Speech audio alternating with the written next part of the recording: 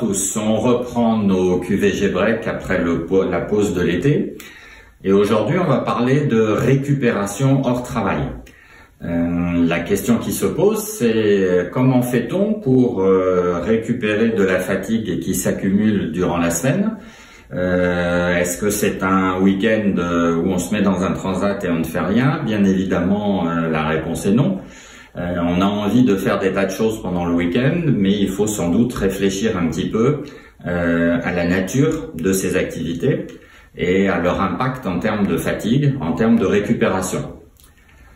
Alors, le week-end, tout le monde a l'habitude d'appeler ça du temps libre. Et dans le mot, dans l'expression temps libre, il y a deux mots.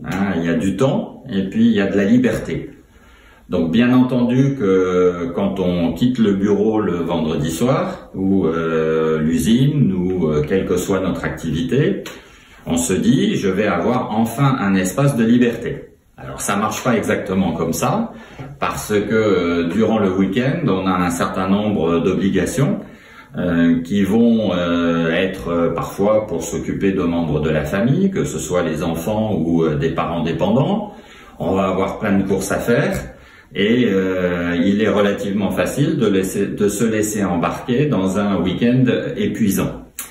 Cette liberté, on a envie de l'exercer. Ça veut dire qu'il va y avoir durant le week-end des activités éventuellement festives, que ça puisse être par exemple des enterrements de vie de garçons, de vie de jeunes filles, des anniversaires organisés.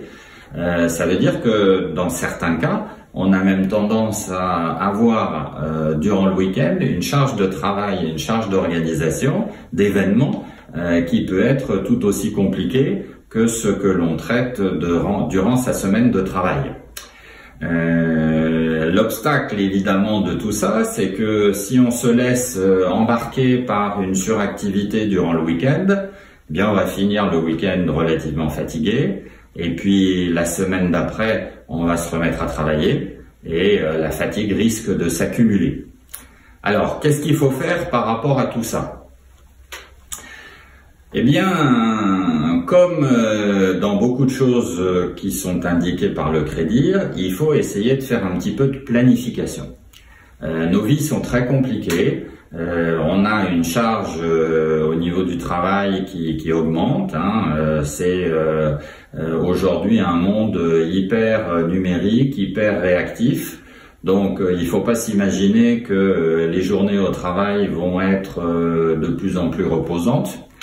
On a des trajets qui sont compliqués, on a des vies qui sont compliquées, avec des couples qui se composent, qui se recomposent, avec des problématiques de garde alternée des enfants, d'agrandissement des familles, parce qu'il y a plusieurs grands-parents, il y a plusieurs belles-mères.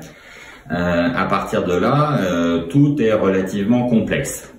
Et s'il n'y a pas de planification, si on réfléchit pas un petit peu à la compatibilité d'événements que l'on vit au niveau personnel et d'événements que l'on vit au niveau professionnel, eh bien on a un risque d'épuisement simplement par le fait qu'on ne respecte pas un rythme de récupération régulière dont notre corps a besoin.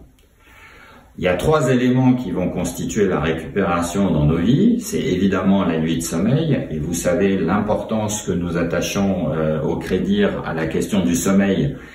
C'est d'ailleurs le point numéro 1 dans notre équation de la santé. Deuxième récupération, c'est le week-end, et troisième récupération, c'est les vacances.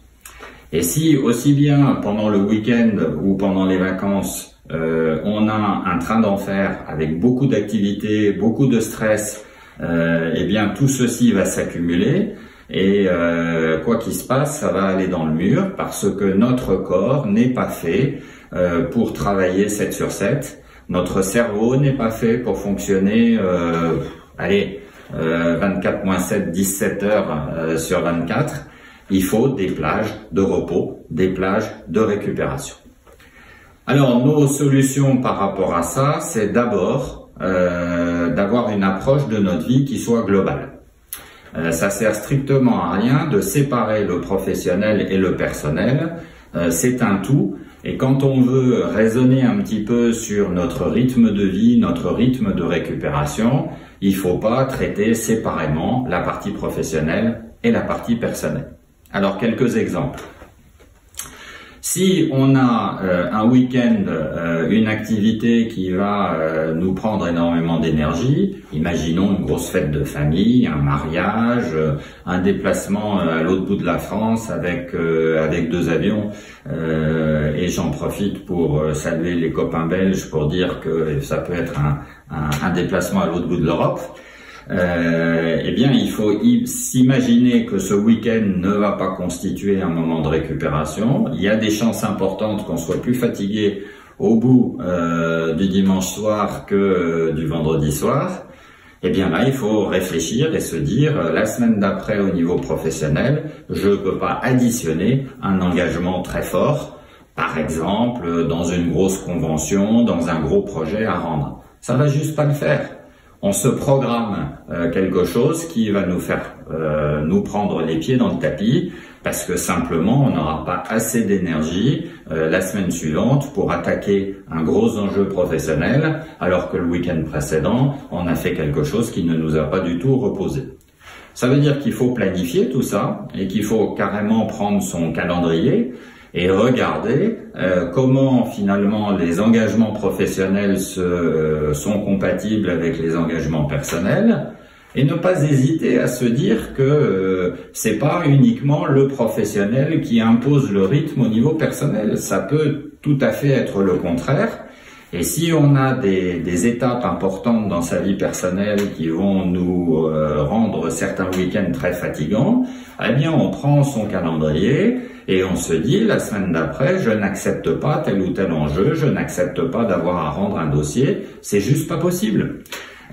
Imaginez simplement cette partie-là, vous avez un gros dossier à travailler, j'en sais rien, peut-être un plan d'investissement dans l'atelier que vous pilotez, et vous acceptez de le rendre le mardi, alors que le week-end d'avant, vous avez quelque chose de dingue en termes de charge de travail. Eh ben, vous risquez de vous réveiller le lundi, d'être à la bourre, de vous stresser et éventuellement de donner une copie le mardi qui sera pas au top. Eh bien, planifiez les choses, regardez, non, ce week-end-là, je suis trop pris, donc vous décalez et vous mettez ça 10 jours après.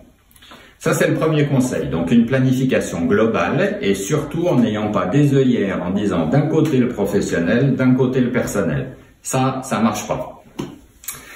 Ensuite, dans la prévision, il faut aller le plus loin possible. C'est-à-dire que quelque part, il faut que vous ayez des calendriers où les enjeux au niveau personnel, au niveau professionnel soient correctement notés.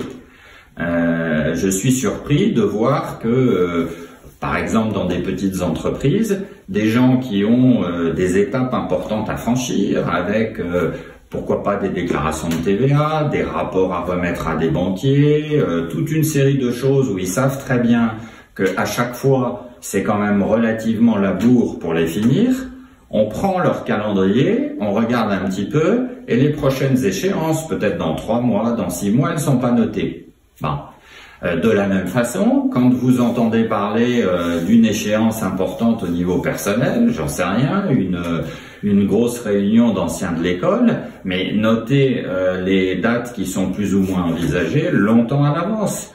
Plus vous aurez une planification lointaine, plus vous pourrez anticiper des problèmes de chevauchement, et on va aller plus loin, vous savez que c'est un sujet qui nous intéresse beaucoup, plus votre cerveau est préparé.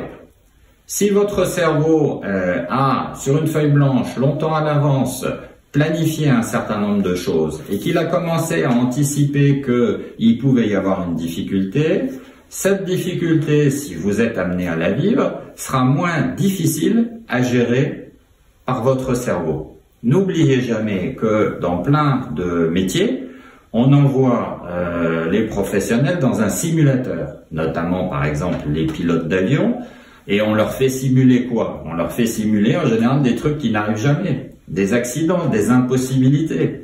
Eh bien, quand vous travaillez comme ça sur votre planification, vous êtes véritablement dans une situation où vous conditionnez votre cerveau à vivre des choses qui peuvent être délicates, que vous allez essayer d'éviter, mais s'il n'y a pas moyen de les éviter, votre cerveau vivra mieux. Troisième point, et c'est probablement le plus essentiel, c'est la question du jour de break dans la semaine. Clairement, notre organisme, que l'on ait 60 ans, 40 ans ou 25 ans, il n'est pas fait pour durablement fonctionner à fond la caisse 7 jours sur 7. Ça ne marche pas. Et ça aboutit, si on mène un rythme comme celui-là, à des phases d'épuisement, et un épuisement qui s'éternise, ça va se traduire par des risques importants de burn-out. Et le burn-out, ce sont des risques pour la vie. C'est potentiellement des infarctus, des AVC, des tentatives de suicide, des longues périodes d'arrêt maladie, des carrières qui se fracassent. Donc cet enchaînement, je ne récupère pas, je suis épuisé, je me mets en risque de burn-out et éventuellement, si un burn-out arrive, là on a vraiment les catastrophes, c'est à nous de le maîtriser. Et un des points qui est important pour nous, c'est d'arrêter d'appeler ça épuisement professionnel, ça n'a pas de sens. Aujourd'hui, notre corps, il fonctionne globalement. Donc il faut additionner les charges de travail que l'on peut avoir dans le boulot avec les charges au niveau personnel. Donc, ça ne marche pas, tout ça, si régulièrement, je dirais plutôt toutes les semaines, il n'y a pas un vrai jour de break. Et ce jour de break, c'est pas un jour où on ne fait rien, bien entendu, mais c'est un jour où on est cool, c'est un jour où on ne regarde pas sa montre tout le temps, c'est un jour où on n'est pas avec 3000 choses sur une to-do list, c'est un jour où on peut prendre le temps, respirer, faire du sport, c'est super si le sport pour vous, pour moi, pour nous, n'est pas une contrainte, mais en tout cas, essayez de vous ménager, que vous ayez 25 ans, 40 ans, 75 ans, au minimum, un jour par semaine où c'est cool, où on n'est pas en train de se dire « Ah punaise, je suis en retard » toute la journée. C'est ça qui va diminuer le stress et qui va vous permettre de vous équilibrer. Beaucoup de gens n'ont même pas cette journée, alors c'est même pas la peine à ce stade de parler de 2 jours. Un jour, ça serait déjà très bien. Et puis il y a une autre journée dans le week-end qui peut être utilisée pour vaquer un petit peu à toutes ces obligations. Avec ce genre de conseils, eh ben, vous aurez plus d'équilibre, vous aurez plus d'épanouissement. Et globalement, n'oubliez jamais cette notion de programmation, parce que c'est en programmant, c'est en prévenant les choses qu'on évite les catastrophes. Épuisement, burn-out, c'est quelque chose que l'on compare de plus en plus à des maladies comme des cancers. Si on ne fait rien en termes de prévention, les risques sont plus élevés. Eh bien, c'est pareil au niveau de l'épuisement, de cet épuisement global. Et plus vous planifierez, plus vous respecterez ce jour de break, plus vous respecterez des bonnes nuits de sommeil, 2 fois 2 semaines de vacances par an, plus vous vous garantirez la possibilité de vivre avec une bonne qualité de vie globale. Voilà, sachez que le Crédit est là, 1 fois par semaine, bien entendu, par ces vidéos, mais aussi à travers nos sites, nos interventions, et bonne chance.